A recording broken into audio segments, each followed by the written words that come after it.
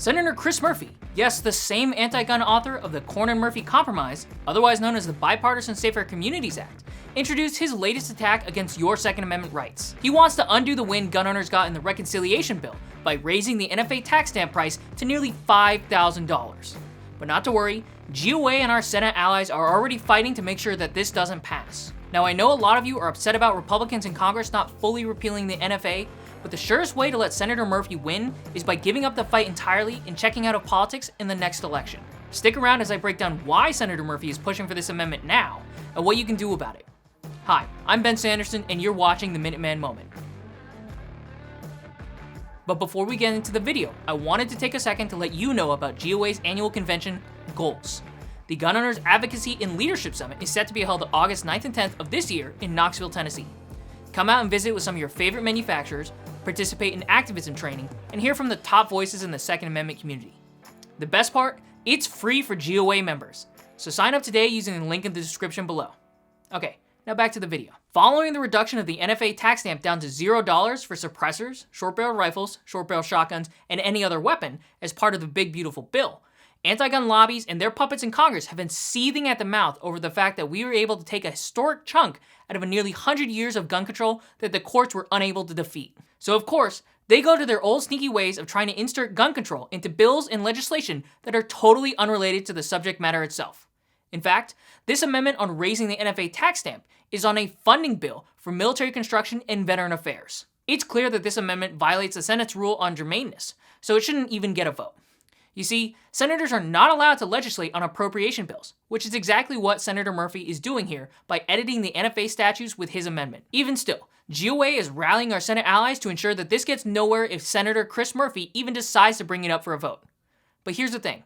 This tactic from anti-gun Democrats is nothing new. Anti-gunners have tried for literal decades to price civilians out of firearms, ammunition, and equipment protected under the Second Amendment. Here are just a few examples of the fights that GOA has defeated in our time on Capitol Hill fighting for your rights. Way back in 1993, New York Democrat Senator Moynihan proposed an outrageous 10,000% tax on hollow points. He thought that if a magazine of self-defense ammo cost thousands of dollars, then criminals would be less likely to spray and pray. Absurd, right? Then, in 2018, Representative Danny Davis of Illinois proposed a 20% excise tax on guns and a 50% tax on ammo to fund gun control bribes for big cities that have a criminal issue. He also said the quiet part out loud, happy to only let the rich have the tools to defend themselves. In 2019, Senator Warren proposed a 30% excise tax on guns and a 50% tax on ammo, again, for gun control bribes and to bankrupt the gun industry until they were out of business. And on the campaign trail in 2020, President Biden proposed adding assault weapons to the NFA, whatever those are. And do you remember Mr. What if Guam tips over, Representative Hank Johnson, right? Yeah, my fear is that the whole island will become so overly populated that it will tip over and capsize.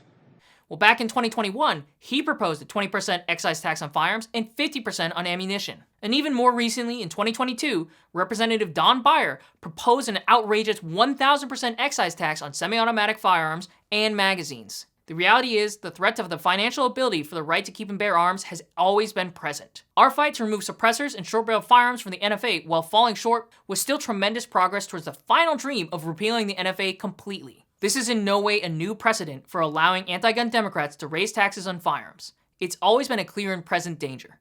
And now that we've planted our flag in this fight, you can bet they'll send more bills like this in the future. The reality is, even if we had won the full tax repeal and deregistration, the anti-gunners would have filed the same, if not worse, bills and amendments to attempt to undo that victory. In fact, Joe Biden literally proposed banning all semi-automatics under the NFA, so you don't even have to wonder. Another example of this would be when the Supreme Court ruled that bump stocks were not machine guns. Immediately following that victory, anti-gun members of Congress introduced a flood of bills to ban bump stocks, separate from the ATF's rule. Supreme Court got it wrong.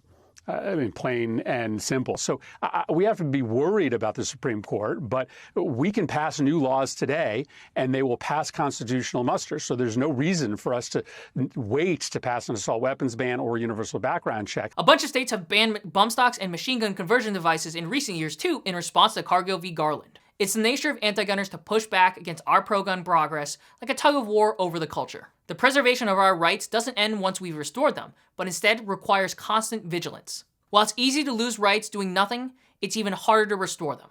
That's why it's so important that we keep the pressure up and don't give in to apathy. The way to ensure that the anti-gunners win and undo the $0 NFA taxes would be sit on your hands and do nothing for the rest of this Congress and administration. We've got a foothold against the NFA. Not only do we need to secure it, but we need to break through. And we won't do that with people complaining about not winning it all the first time around and then refusing to continue the fight. So don't listen to the black-pilled people out there who think it's too dangerous to fight because then the anti-gun left might introduce something bad in retaliation. The anti-gun side has never adopted that mentality. They've been chipping away at our Second Amendment rights for decades. And that's typically how change works, in small to medium-sized increments. The perfect example of this will be the progress and wins we've made on constitutional carry in the states. It took almost since the turn of the 20th century till 2023 for more than 50% of the states not to require a permit to carry a firearm.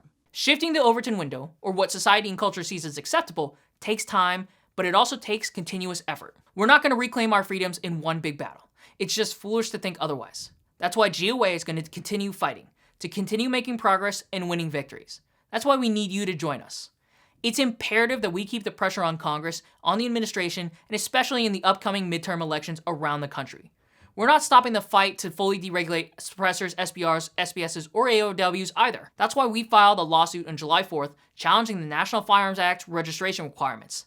Now that there is a $0 tax, the old Supreme Court precedent, which had been used to block all former challenges to the law, is no longer relevant. Our legal team has been working side by side with the federal affairs team to finish this fight against the infringement on your rights. No one is more upset about not getting the full language than the GOA staff who worked late, sacrificed weekends and nights, and ignored other personal responsibilities for the past year to develop and execute our plan to gut the NFA. But we wouldn't have it any other way. Our main motivation was the fact that we're gun owners first and lobbyists second.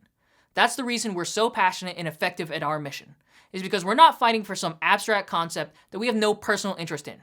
We're fighting for the rights we want restored. So no more black pills or giving in to the apathy of politics. We've made monumental strides in the past few years, from having over 60 senators vote for gun control to now having 50+ senators vote for bills that defunded the ATF, ended 3 decades of a veteran gun ban, and even undoing the taxes on scary NFA firearms. So please, stay in the fight for our rights with us. Now thanks for watching. Be sure to like, comment, and subscribe to stay up to date with GOA's latest fights for your rights.